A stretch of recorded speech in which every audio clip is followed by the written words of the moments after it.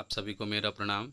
मैं अनीश कुमार तिवारी अपने YouTube channel से कक्षा 10 के एसएसटी का ज्योग्राफी का पहला लेसन लेकर उपस्थित हुआ हूं। आप देख सकते हैं स्क्रीन पर ज्योग्राफी का पहले लेसन का जो पहला चैप्टर है संसाधन एवं विकास, यह जो है चल रहा है, दिख रहा है। उसमें याद रखने योग्य बिंदु दिया गया है।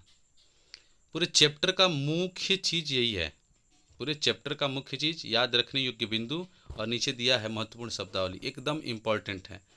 इसमें जितना ट्रिक लगाया गया इसको पढ़ लेंगे आप तो पूरा चैप्टर क्लियर हो जाएगा। तो मैं इसको जो देख रहे हैं आप, संसाधन एवं विकास, याद रखने योग्य महत्वपूर्ण बिंदु, इसको न बताते हुए कि संसाधन क्या होता है, संसाधन कितने प्रकार का होता है, सबसे पहले परिभाषा के युग चलते हैं क्योंकि वीडियो ज़्यादा लंबा ना हो। देखिए, सबसे पहले संसाधन की परिभाषा आप देख सकते हैं स्क्रीन पर, पहला दिया है संसाधन, यानी कह रहा प्रकृति से प्राप्त विभिन्न वस्तुएं जो हमारी आवश्यकताओं को पूरा करने में प्रयुक्त की जाती हैं और जिनको बनाने के लिए प्रौद्योगिकी उपलब्ध है, संसाधन कहलाती है। प्रिय मित्रों, बच्चों, संसाधन प्रकृति से प्राप्त हुई वस्तुएं होती हैं जो जिसका हम प्रयोग करते हैं और हमारी आवश्यकताओं को पूरा करने के उपलक्ष्य में वो हमेशा उपलब्ध रहती हैं। जिनको बनाने के लिए प्रौद्योगिकी उपलब्ध है, संसाधन कहलाती है। यानी हम कह सकते हैं दूसरे शब्दों में कि संसाधन उस वस्तु का नाम है जिसका मानव अपने दैनिक जीवन में प्रयोग करता है। अर्थात जिस वस्तु का मानव अपने दैनिक जीवन में प्रयोग करता है उसे संसाधन कहते हैं। आशा करता हूँ आपको समझ में आ गया होगा। एक बार पुनः परिभाषा, जिस वस्तु का मानव अपने दैनिक जीवन में प्रयोग करता है वह संसाधन होती है। ये दो प्रकार के होते हैं, संसाधन दो प्रकार के होते हैं, मानवकृत संसाधन और प्राकृतिक संसाधन। मानवकृत संसाधन किसे कहेंगे, देखेंगे, वे वस्तुएं जिनको मानव स्वयं बनाकर अपने दैनिक जीवन में प्रयोग करता है उसे मानवकृत संसाधन कहते हैं।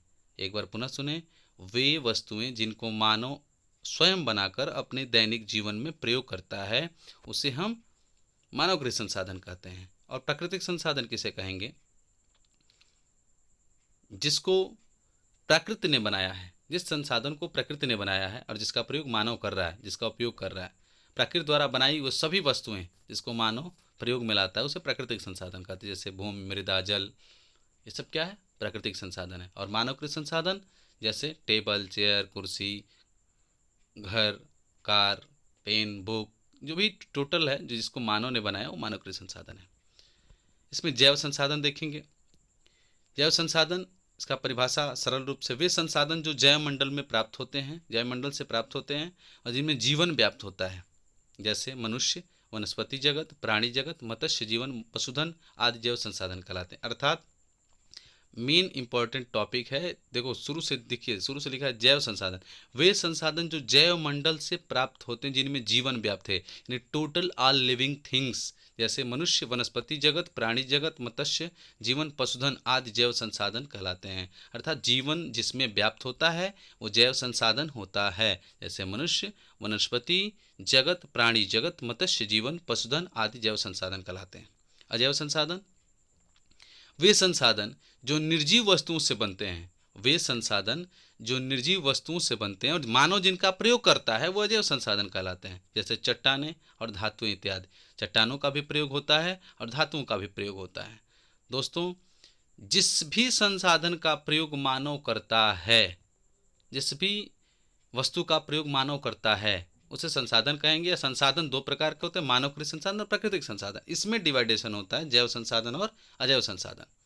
जैसे चट्टान ही दिया गया, चट्टानों का प्रयोग हम लोग विभिन्न क्रियाकलापों में करते हैं। आपने सेल पढ़ा होगा, रूपांतरित सेल, औषधि सेल पढ़े हो ना, कायांतरित सेल, टोटल हम लोगों ने बताया भी है क्लासों में। नवीकरण संसाधन देखेंगे, वे संसाधन जिन्हें भौतिक, रासायनिक या यांत्रिक प्रक्रियाओं द्वारा नवीकृत किया जा सकता है, यानी पुनः बनाया जा सकता है। वे संसाधन जिन्हें भौतिक, रासायनिक या यांत्रिक प्रक्रियाओं द्वारा नवीकृत किया जा सकता है, यानी पुनः बनाया जा सकता है, पुनः तैयार किया जा सकता है, दिया भी है, या पुनः उपयोगी बनाया जा सकता है, उसे नवीकरणीय संसाधन कहते हैं। जैसे सौर ऊर्जा, पवन ऊर्जा, जल, वन एवं वन्य जीवन।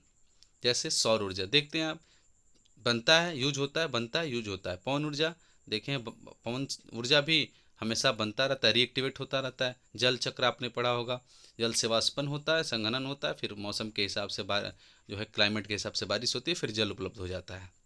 यानी नवीकरण संसाधन वे संसाधन होते हैं जो पुनः प्राप्त हो जाए, चाहे वो भौतिक क्रियाओं से चाहे रासायनिक क्रियाओं से। आशा करता हूँ समझ में आया होगा। अनवीकरणीय संसाधन वे संसाधन जो बार बार प्रयोग करने पर समाप्त हो जाते हैं। यदि वे संसाधन जो बार बार नहीं, सॉरी माफ़ी चाहूँगा, अनवीकरण संसाधन वे संसाधन जो एक बार प्रयोग करने पर समाप्त हो जाते हैं, यानी एक ही बार प्रयोग करना है वो खत्म हो जाते हैं। अनवीकरण संसाधन कहते हैं इनका बनना संभव नहीं है। इन संसाधनों का विकास लंबे भू वैज्ञानिक अंतराल में होता है, यानी बनने में बहुत समय लग सकता है। खनिज और जीवाश्म ईंधन इस प्रकार के संसाधनों के उदाहरण हैं। इनके बनने में लाखों वर्ष लग जाते हैं। कह रहा है कि वे संसाधन जिसका प्रयोग हम एक बार करते हैं या प्रयोग करने के बाद वो समाप्त हो जाते हैं और पुनः उसके बनने में करोड़ों वर्ष लग जाते हैं, ऐसे संसाधन को हम अनवीकरणीय संसाधन कहते हैं। अब अगला दिया है राष्ट्रीय संसाधन। तकनीकी तौर पर देश में पाए जाने वाले सभी राष्ट्रीय संसाधन हैं, अर्थात तकनीकी के आधार पर देश में पाए जाने वाले सभी वस्तु जो मानव प्रयोग करता है वो राष्ट्रीय संसाधन है। देश की सरकार व्यक्तिगत संसाधनों को आम जनता के हित में अधिग्रहित कर सकती है। खनिज पदार्थ, जल संसाधन, वन्य जीवन, समस्त भूक्षेत्र, महासागरीय क्षेत्र एवं इसमें पाए जाने वाले संसाधन राष्ट्र की संपदा है। कहने का मतलब कि तकनीकी तौर पर देश में पाए जाने वाले सभी संसाधन राष्ट्रीय संसाधन कहलाते हैं। संभावी संसाधन किसे कहते हैं ये देखेंगे। ये वे संसाधन हैं जो किसी प्रदेश में विद्यमान होते हैं किंतु इनका उपयोग नहीं किया गया है। कह रहा है कि वे संसाधन हैं जो उपलब्ध तो हैं लेकिन अभी इनका प्रयोग नहीं किया गया है, अर्थात उपलब्ध भी हैं लेकिन इनका प्रयोग नहीं किया गया है। जैसे राजस्थान और गुजरात में पवन और सौर ऊर्जा के संभावी संसाधन विद्यमान हैं। जैसे गुजरात और राजस्थान में पवन और सौर ऊर्जा के संभावित संसाधन विद्यमान है, यानी हम देखते हैं पवन चक्की या पवन ऊर्जा या सोलर सिस्टम का प्रयोग किया जाता है, यूँ कहो तो सौर ऊर्जा का प्रयोग किया जाता है, लेकिन इससे और काम हो सकता है, लेकिन अभी तकनीकी तौर पर हमने डेवलप नहीं किया है, जिसके कारण अभी हम इसको संभावित संसाधन में रखते हैं। विकसित संसाधन वे संसाधन जिनका सर्वेक्षण किया जा चुका है और उनके उपयोग की गुणवत्ता और की मात्रा निर्धारित की जा चुकी है, विकसित संसाधन कहलाते हैं। कह रहा है वे संसाधन जिनका सर्वेक्षण किया जा चुका है, यानी खोजा जा चुका है, सर्वे किया जा चुका है, उसकी क्वांटिटी और क्वालिटी को परखा जा चुका है, उसकी मात्रा निर्धारित की जा चुकी है, उसे विकसित संसाधन कहते हैं। भंडार देखेंगे, स्टोर पर्यावरण में उपलब्ध हुए पदार्थ जो मानव की आवश्यकताओं को पूर्ति कर सकते हैं परंतु उपयुक्त प्रौद्योगिकी के अभाव में उसकी पहुंच से बाहर हैं, भंडार कहलाते हैं। अर्थात पर्यावरण में बहुत से ऐसे संसाधन हैं जो उपलब्ध हैं लेकिन प्रौद्योगिकी या युग है तो विकास के क्षेत्र में अभी हम लोग कार्यरत तो हैं, कार्यरत अग्रसर भी हैं, लेकिन अभी भी हम वहाँ पहुँच नहीं पाए हैं। ऐसे संसाधन को हम भंडार में रखते हैं, यानी अभी भी पर्यावरण के पास, इन्वायरमेंट के पास जो है या पूरे वातावरण में विद्यमान ऐसे भी संसाधन हैं जो हमारे काम में बहुत आ सकते हैं, लेकिन अभी हम इनका प्रयोग नहीं कर पा रहे हैं, इसे हम भंडार की श्रेणी में रखते हैं। संसाधन संरक्षण संसाधनों का न्याय संगत और योजनाबद्ध से प्रयोग जिनसे संसाधन व्यर्थ न जाए, संसाधन संरक्षण कहलाता है। देखो संसाधन का परिभाषा तो आपको बताया गया। संरक्षण का अर्थ होता है बचाना, अर्थात संसाधन को बचाना ही संसाधन संरक्षण कहलाता है। मैं चाहूँगा जब भी आप परीक्षा दें तो आप बगल वाले के जैसा उत्तर ना लिखें। क्यों? क्योंकि हो सकता है आपकी कॉपी मैच करे और आपको अधिक नंबर ना मिले। मैं चाहता हूँ आप अपने दिमाग से अपने हिसाब से लिखें। एक बार पुनः परिभाषा देखें।